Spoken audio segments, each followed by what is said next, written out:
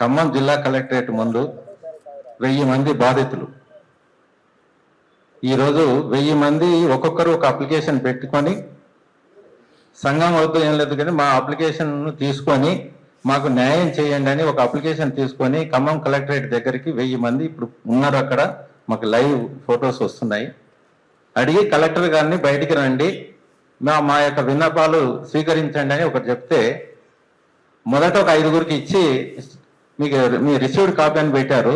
తర్వాత ఏమనుకున్నారో కానీ అవి కూడా గుంజుకొని మేము రిసీవ్డ్ కూడా కాదు, మీ వినతి పత్రాలు కూడా మేము స్వీకరించమని చెప్పి ఒక ఖరాఖండిగా చెప్పి వాళ్ళని ఏదో ఒక రకంగా బయటికి పంపించడానికి ప్రయత్నం చేస్తే వాళ్ళు కలెక్టరేట్ ఆఫీస్ ముందు ధర్నా చేసి మేము వదిలేది లేదని చెప్పి కూర్చుంటే, చివరికి గ్రామీణ ప్రజల సంఘం నాయకుల్ని కలెక్టరేట్లో పిలుచుకొని కనీసం వాళ్ళు చెప్పేది వినతి పత్రం ఇచ్చారు.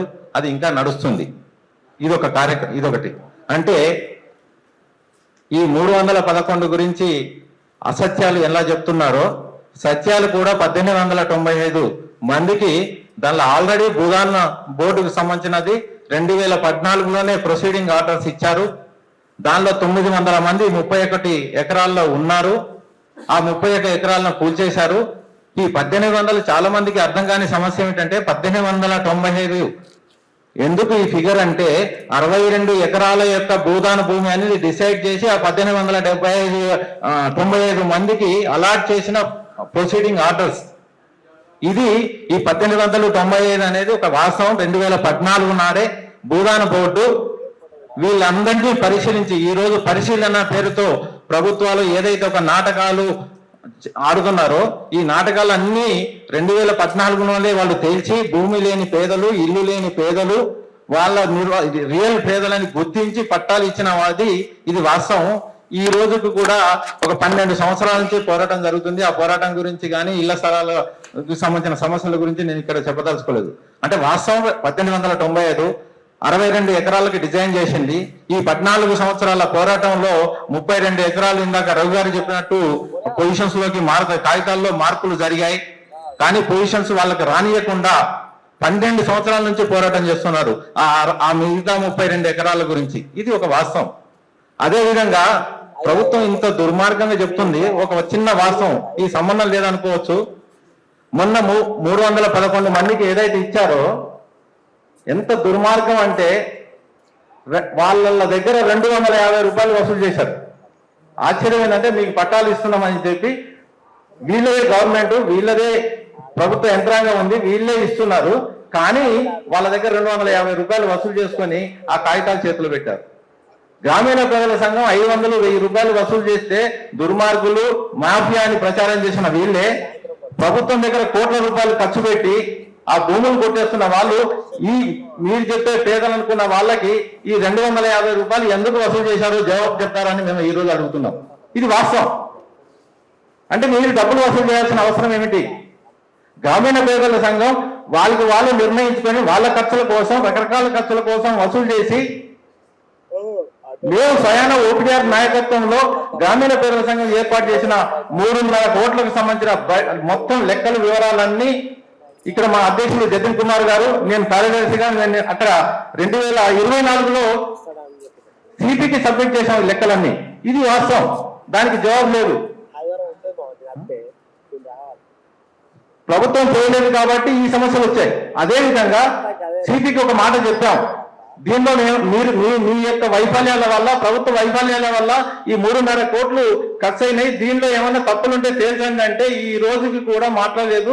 మొన్న కలెక్టర్ మీటింగ్ లో సిపి ఏం చెప్తున్నారంటే, ఓపీటీ గారు వాళ్ళు, గ్రామీణ పేదల సంఘం వాళ్ళు 3.5 కోట్లు వసూలు చేశారన్నారు. 3.5 కోట్ల వివరాలన్నీ ఆయనకి ఇచ్చినా కూడా అది అసత్యాన్ని ఒక సత్యంగా ఆయన ఏం చెప్తున్నారంటే వసూలు చేశారని చెప్తున్నారు. ఎందుకు చేశారు అనేది తెలిసిపోయింది. ఇప్పుడు ఆ వివరాల్లోకి నేను మోదలుచుకోలేదు. అదే రకంగా 2014 నుంచి ఈ రోజు వరకు జరిగిన పోరాటంలో అనేక సందర్భాల్లో మేము అక్కడ ఏంటంటే వెళ్ళి కమిటీల రూపంలో చేశాం, వాస్తవాలను వెలికి తీశాం.